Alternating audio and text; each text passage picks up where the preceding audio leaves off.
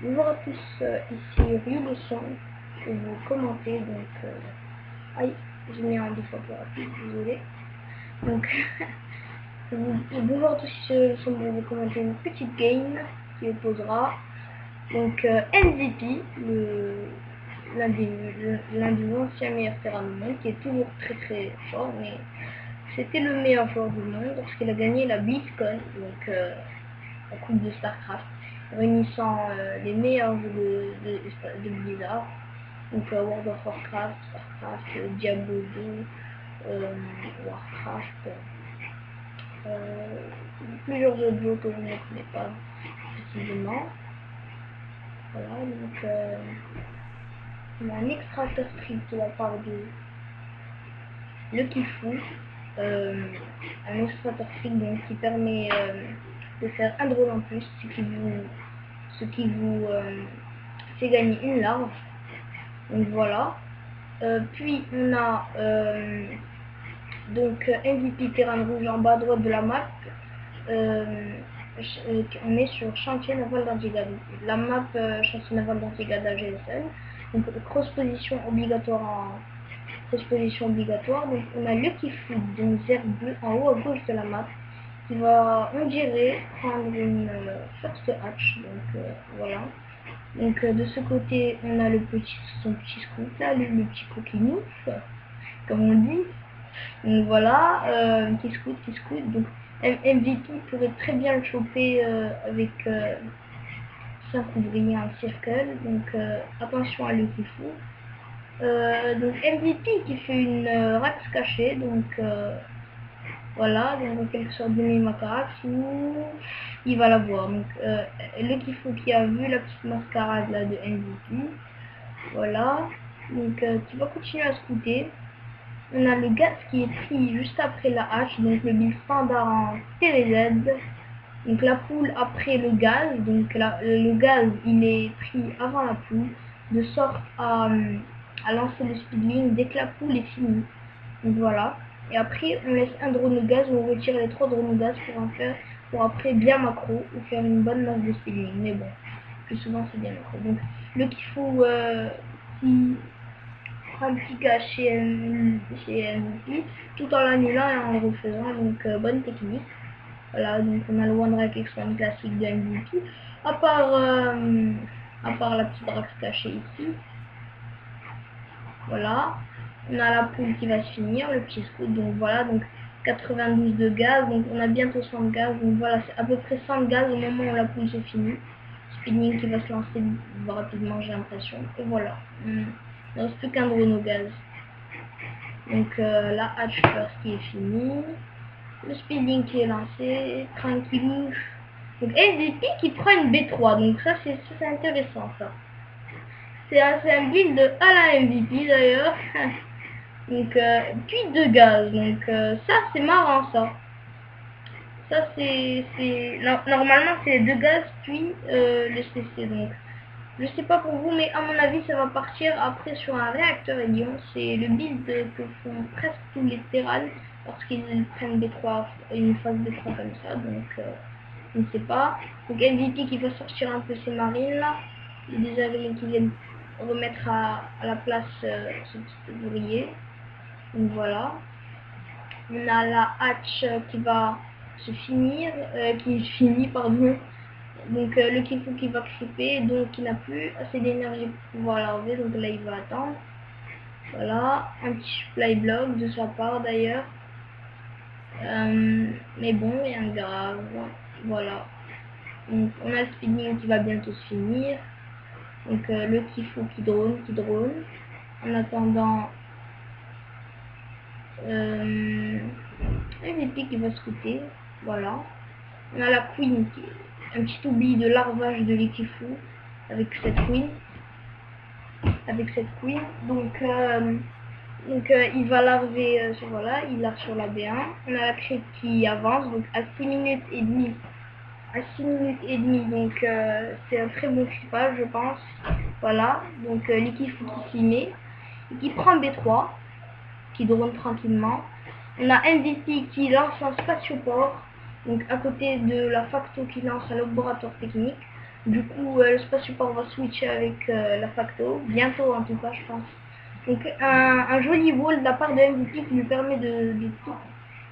S'il y a push pour le Kifu, le rôle de MVP en fait permet avec quelques marines sur cette falaise, permet de toucher les unités ennemies, alors que les unités ennemies qui n'auront pas la vision ne vont rien faire contre ces unités ici. Du coup, vous fermez le wall et vous mettez des marines ici, ben, voilà, donc il se fait plouter le ZR. Voilà, on a une Banshee pour MVP, donc une Banshee sans le cloak, plusieurs terrains le font. C'est intéressant ça. Le double sans technique pour lancer des amélios de la part de MVP. Tranquillou. Donc la B3 qui n'est pas bien sûr posée au début de quand elle était finie, de façon à ne pas dévoiler le compas macro et à saturer la B1 et la B2. Donc voilà, vous remarquez que les deux bases ne sont pas complètement saturées par la B2 qui est quand même voilà, mais bon. Donc le 1-1 qui est lancé des deux côtés, on a les sports qui sont lancés, la Banshee qui était vue, donc la Banshee qui n'était pas vue, pardon, mais Kifu qui a senti une Banshee arriver, donc là il l'a vu, c'est certain. La Spire qui est lancée du côté le Kifu, donc on continue de droner, on a les sports. Et voilà, donc un très beau travail de creep, donc 9 minutes comme vous le voyez, le creep jusqu'à là, donc c'est très bien travaillé. On a le macroach qui est posé, le bata belling, on a un viking après la banshee histoire de prendre le map control, donc ça c'est une très bonne action que a fait MVP. Il va prendre tout le map control en fait du Zerg, dont ça veut dire les overlords. Les overlords ont environ 90% du map control du Zerg avant que le Zerg n'écrit. Bon, le steam qui est lancé, donc MVP qui va faire peut-être un timing ou quelque chose du genre. Donc le steam après le bouclier et le 1-1 qui se finit avec le bouclier. Donc on a l'armurerie qui est posée, plusieurs racks qui sont posés donc pour produire. Voilà, donc on a 5 racks. Désolé pour ce petit lag. On a la macro hatch qui va se finir. On a une grande vague d'overlord qui est popée, sans doute pour lancer un grand nombre d'unités. Donc voilà, les vikings qui viennent tapoter les overlords et tout ça, mais ces deux queens qui sont veillantes. Alors, overlord cherry. Voilà. On a 9 mutas qui sont prod, donc les mutas qui sont là, voilà. Crochet centrifuge qui sont lancés. Ouh, 12 tumeurs muqueuses d'un coup. C'est joli ça. Donc le Kifu vraiment qui s'y met, hein, niveau creep, 11 minutes 30, on est déjà là, c'est très bien fait. Voilà, on a le 2-2 qui est lancé des deux côtés, donc le bouclier comme je vous l'avais dit. Le mode siège, on a les tanks qui vont commencer à popper. Donc les spines qui sont lancés au début du late game, donc ça c'est normal. Voilà, une spine au milieu de map, c'est ce que font les zergs. Donc on a beaucoup de zerglings et énormément de creep là, c'est wow. Donc on a le plus 1 d'attaque des unités aériennes. Wow, la creep. Oh. Très joli. J'aime bien voir la creep. Donc on a les spines qui sont posés, les sports de façon à contrer les drops. Voilà, donc des spines et des sports derrière la ligne de minerai de chaque base du Zerg. Voilà, on a 14 bellings, donc attention, ce petit pack de marine qui va se faire choper, attention le médic qui vont peut-être rattraper. Peut-être rattraper la marine. Un petit choc à pic de la part de Lukifu qui lance 14 bellings. Donc on dirait qu'on a un timing push de la part de Lukifu, donc peut-être qu'il sera timé sur le 2-2 de Lukifu et sur le 1 une attaque aérienne. Donc on a beaucoup de zerglings qui sont prod, et on a la creep qui avance dangereusement.